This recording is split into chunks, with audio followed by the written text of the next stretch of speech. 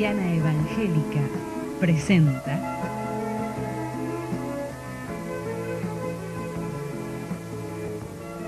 Mirando la Vida, un programa. Hola, ¿cómo están? Mirando la Vida está de nuevo frente a ustedes con un nuevo programa. Tenemos una visita muy agradable en este día. Él es médico, pero yo, como es mi costumbre, le voy a preguntar le voy a decir, mejor dicho, que él mismo se presente. Buenos días a todos nuestros espectadores. Estamos aquí tratando de llevar en esta mañana el mensaje de la palabra de Dios. Mi nombre es José Carbonell y con mi señora Gladys estamos viviendo en Bahía Blanca. Allí yo ejerzo la profesión de medicina. Estamos trabajando en el Instituto de Corazón de Bahía Blanca y lo hago 3 días por semana, donde ejerzo la profesión, y el resto del tiempo lo dedico a la obra misionera, es decir, a llevar el mensaje de la palabra de Dios a los corazones que necesitan en este momento escuchar la voz de Dios. Bueno, le damos la bienvenida al programa. Realmente nos sentimos muy agradecidos por tu participación. Y bueno, él es médico. Por lo tanto, le vamos a hacer algunas preguntas directas en cuanto a todo esto que la sociedad está padeciendo hoy en día. ¿Qué te parece, José, la ansiedad? Porque todos estamos así viviendo. ¿Qué pasará mañana? ¿Qué esto? ¿Qué el otro? ¿Qué el corralito? Bueno, eso lo dejamos aparte, pero ¿qué pasa con la ansiedad, José? Bueno, realmente vos me haces una pregunta muy interesante y de mucha actualidad, es decir, pensar en este trastorno de la ansiedad, que en muchas personas no lo llegan a identificar claramente, pero que está siendo una realidad para muchas personas. El trastorno de la ansiedad es un miedo que es generalizado y que no tiene una razón particular de ser. Esto se diferencia del temor. El temor es un miedo específico a un tema específico, mientras que la ansiedad es un miedo generalizado a un tema que uno no puede identificar.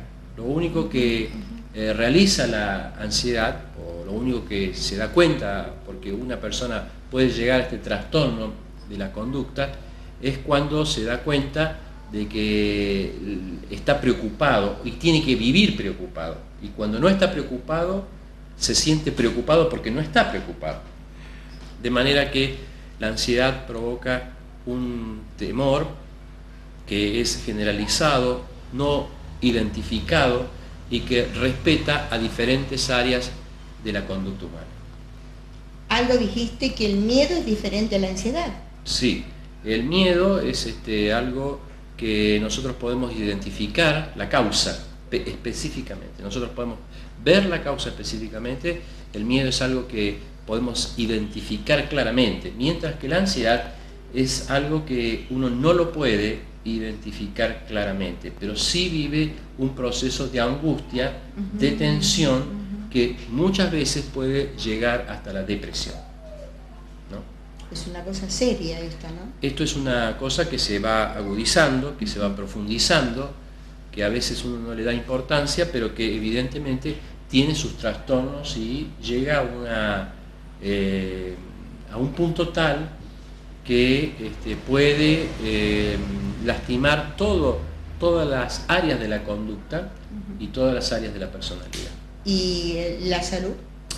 Por supuesto, cuando uno dice, bueno, comienza con una ansiedad, puede llegar a un punto donde el estrés, donde la tensión hace que todas las enfermedades psicosomáticas, es decir, enfermedades que no estaban en el organismo, que comienzan en la mente, es decir, la preocupación, la ansiedad provoca gastritis, provoca infartos, provoca úlceras, que llevan a la persona, por supuesto, a una descompensación total del organismo.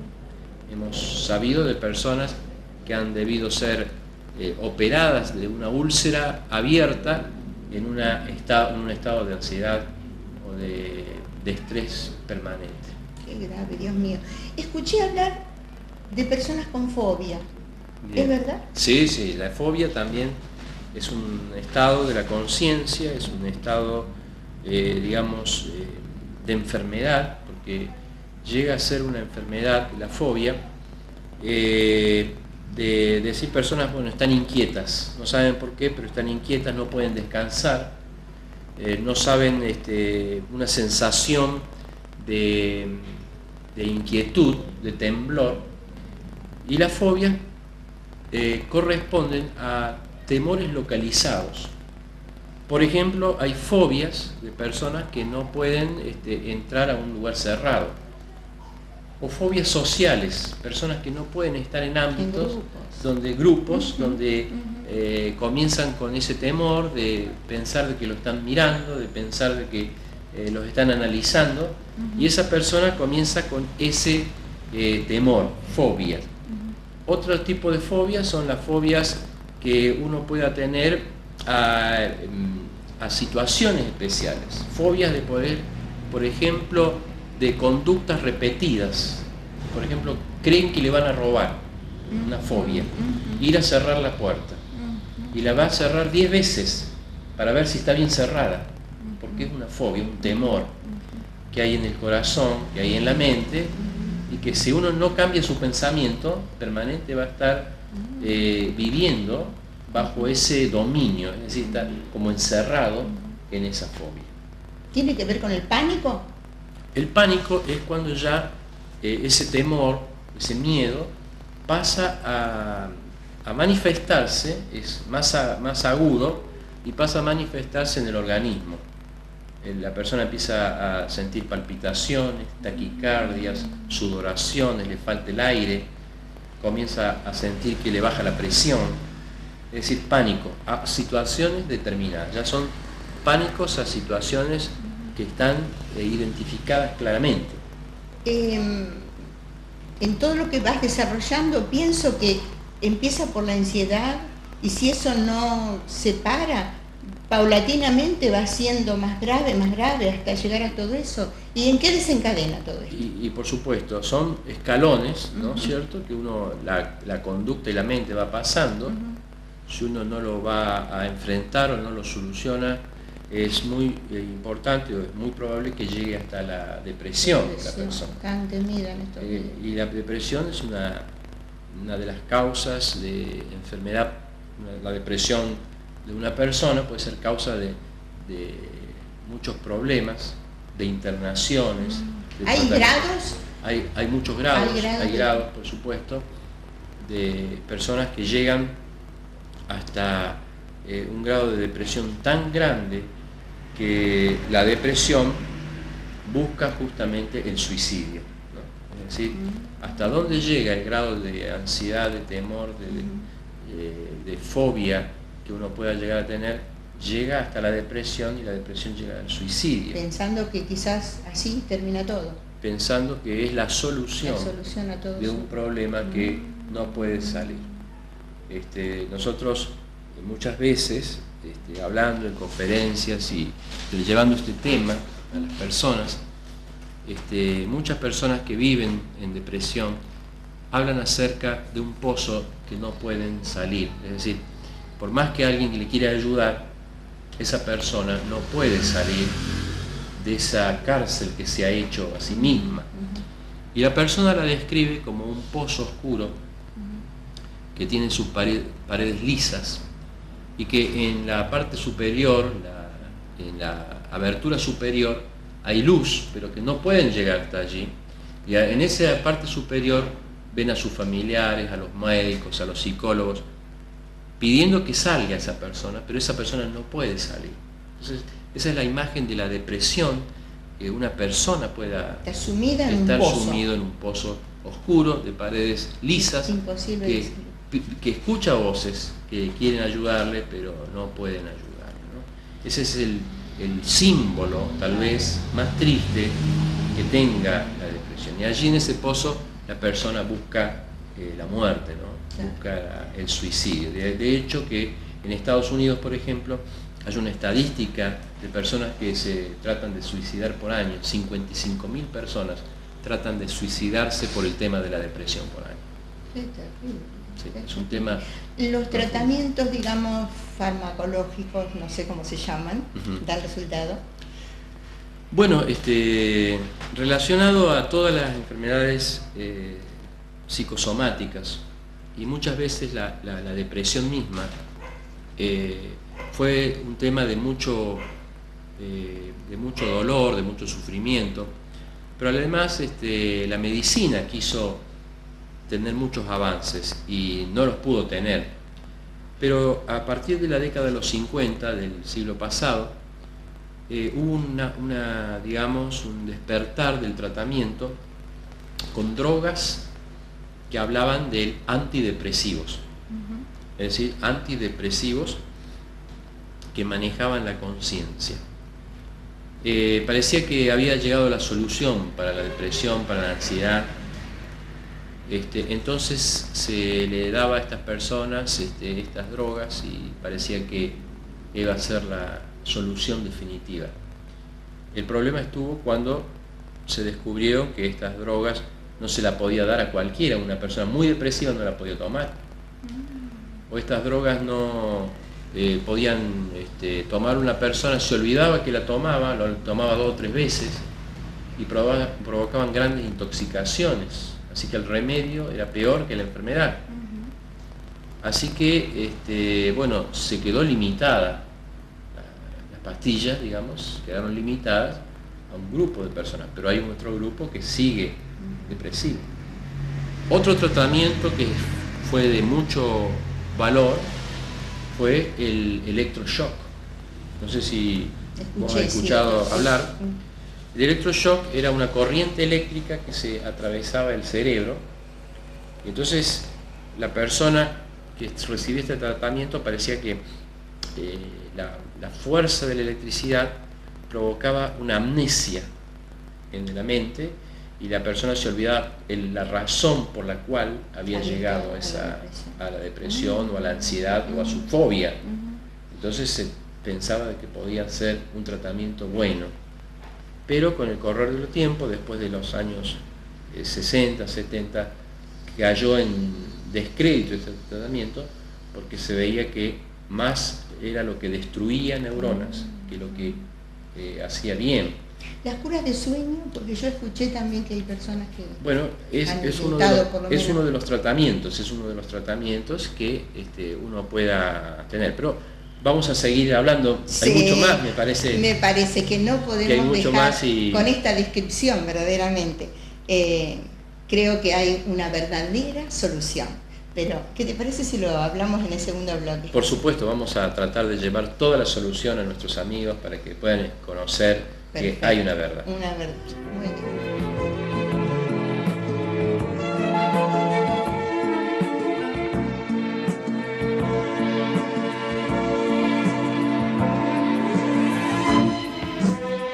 Y como habíamos prometido, aquí estamos de nuevo con el doctor Carbonell. Ya nos ha descrito mucho de todo este mal que acosa a nuestra sociedad. A veces también nosotros caemos, ¿no es cierto, José? No en tan profundo, pero realmente, pero tenemos un auxilio, y de eso nos va a hablar José. Hay un tratamiento, perdóname que te interrumpa, un tratamiento que me estabas describiendo. No, por supuesto, nosotros creemos y aceptamos que Dios ha prodigado en la medicina una ayuda, por supuesto. Esa ayuda, como yo te decía, ha sido, digamos, importante, por ejemplo, a través de las medicaciones, que en un momento se creyó que iba a ser la solución total, pero no fue así. O el electroshock, que también fue la influencia del tratamiento, y se pensó que también iba a ser un avance importante, pero no rindió el fruto adecuado. Pero también en este momento está la psicología en el tratamiento, o se ha desarrollado mucho el encuentro o el psicodiagnóstico, es decir, una persona que entra a través de la psicología a contar su problema al psicólogo, y el psicólogo puede detectar en todo ese desarrollo cuál ha sido el problema o cuál ha sido el motivo del problema. El problema está que muchas veces uno encuentra el motivo y no sabe pero no cómo encuentra la solución. Claro. El problema también está, por supuesto, que nosotros como cristianos aceptamos los psicólogos cristianos, que hay que orar por ellos, que hay que pedir por ellos para que ellos también tengan la suficiente capacidad para orientar a estas personas, pero tampoco esto fue lo suficiente. El problema está en que no solamente estas alteraciones en la conducta humana abarcan una parte física, una parte emocional, sino el problema está que esto abarca una parte espiritual que muchas veces no es tratada, no es tomada ni es entendida. La Biblia, la palabra de Dios, dice en San Juan, el capítulo 8, el versículo 31. Si vosotros permanecéis en mi palabra, seréis verdaderamente mis discípulos, y conoceréis la verdad, y la verdad os hará libres.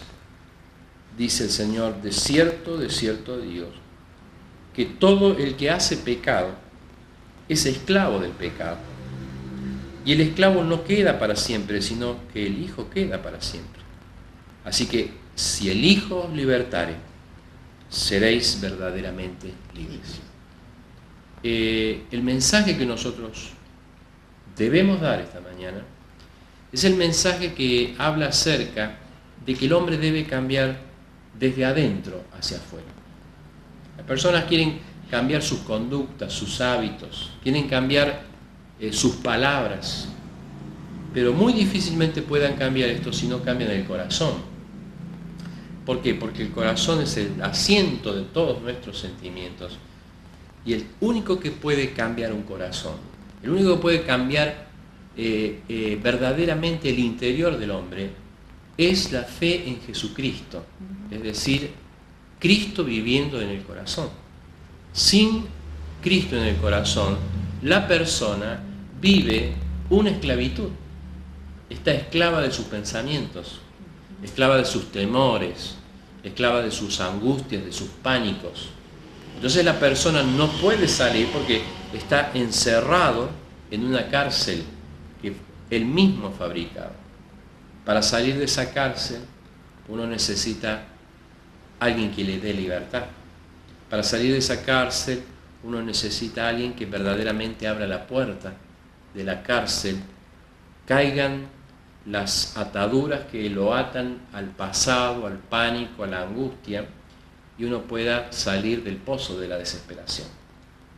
Por eso la única salida que hay para un principio que sea la vida espiritual, la vida emocional y la vida física, un todo, el comienzo es tener una nueva vida en Cristo Jesús. El comienzo está en recibir a Cristo como Salvador personal, entrando al corazón y quitando toda esta carga, poniéndola a los pies de la cruz para confiar plenamente en Cristo como Salvador. Este es el primer tratamiento que hay que hacer. El más efectivo. El más efectivo. Y todo lo demás, Dios lo da por añadidura. Porque dice, buscad primeramente el reino de Dios. El reino de Dios y su justicia. Y todo lo demás se dará por añadidura. Es decir, una persona comienza con el tratamiento espiritual y Dios va cambiando, Dios va curando, Dios va sanando todas las otras áreas, porque comienza con ese cambio nuevo que tiene la mente y el corazón. Y él hablaba de esta nueva vida, por supuesto. ¿Y cómo se consigue, José? Vos hablabas de esta nueva vida que Dios puede poner dentro nuestro. Sí, es muy importante que muchas personas dicen, bueno, yo necesitaría esa fe, yo necesitaría ese cambio.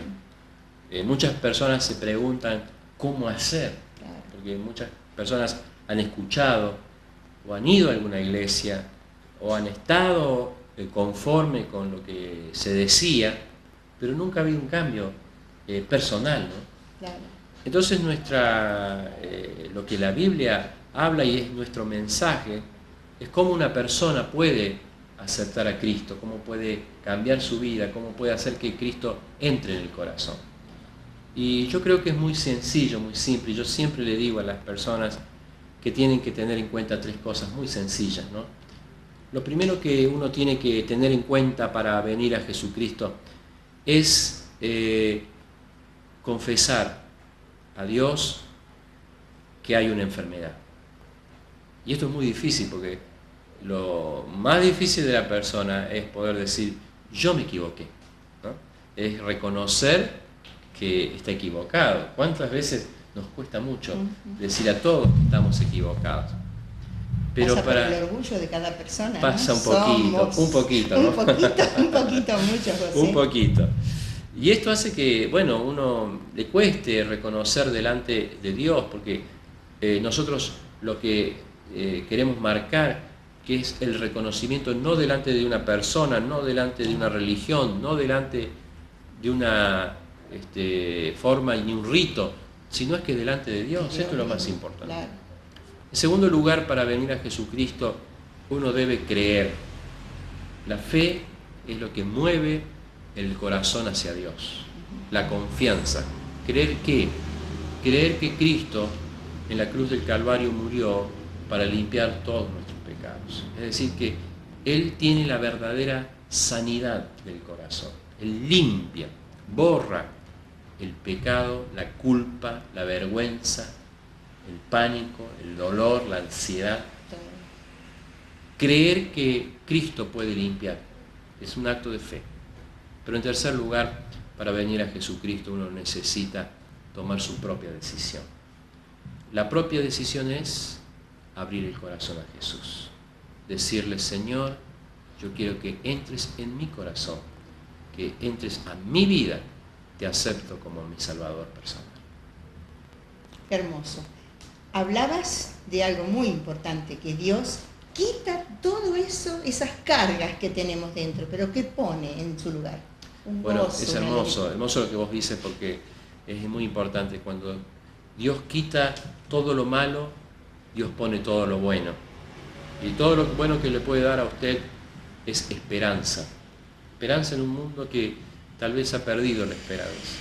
Esperanza en una situación que hemos perdido la esperanza. Dios da vida eterna. Cuando el Señor Jesucristo estaba muriendo en la cruz del Calvario, las palabras de Él fueron, perdónalos, Padre, porque no saben lo que hacen. Y a un hombre muy simple, muy sencillo, que estaba muriendo con Él, un ladrón, que estaba muriendo con Él, despreciado por la sociedad, despreciado por la familia, ajusticiado por lo que había cometido, elevó una simple oración a Dios, diciendo, Señor, acuérdate de mí. Simplemente acuérdate de mí. Y el Señor le dio la respuesta más hermosa que uno puede llevarse en su corazón. Es la respuesta que dice, de cierto te digo, verdaderamente te digo, ciertísimamente te digo, hoy estarás conmigo en el paraíso. Tiene 3 cosas muy simples esta respuesta de Jesús. En primer lugar dice, hoy, la actualidad del mensaje del Evangelio. El presente que usted tiene que tomar su decisión hoy. Hoy es el día aceptable, hoy es el día de salvación. En segundo lugar dice Jesucristo, estarás conmigo, la maravilla de una compañía. Nunca más solo, nunca más con temores, nunca más con ansiedades, nunca más con depresión, porque Él está conmigo. Él es mi pastor, Él me guía, Él me cuida, Él me sostiene, porque Jesús es la verdad para el que está confundido. Él es el camino para el que está perdido. Él es la vida para el que está muerto. Él es la luz para el que está en tinieblas. Él es todo. Por eso, nunca más solo estarás hoy conmigo. Y en tercer lugar, estarás conmigo en el paraíso, es decir, la maravilla de una esperanza. Nunca más solo. siempre acompañado, para siempre en el cielo. Que Dios pueda bendecir esta palabra sencilla, pero de tanta profundidad hoy y tanta necesidad para el mundo que vive ansiedad, temor, depresión. Que este sea un mensaje para que verdaderamente uno pueda confiar que Cristo puede cambiar una vida. Muchísimas gracias, José. Muchísimas gracias, doctor Carbonell. Nosotros lo queremos mucho y le llamamos José, pero el mensaje realmente no hay nada que agregar. Realmente, si usted ha tenido esa oración, seguramente sus temores se alejarán de usted y Dios va a poner alegría y gozo en su corazón, que lo podrá transmitir en su rostro y a su alrededor. Muchísimas gracias por habernos escuchado, que el Señor les bendiga muchísimo y bueno, será hasta nuestro próximo programa, si Él lo permite.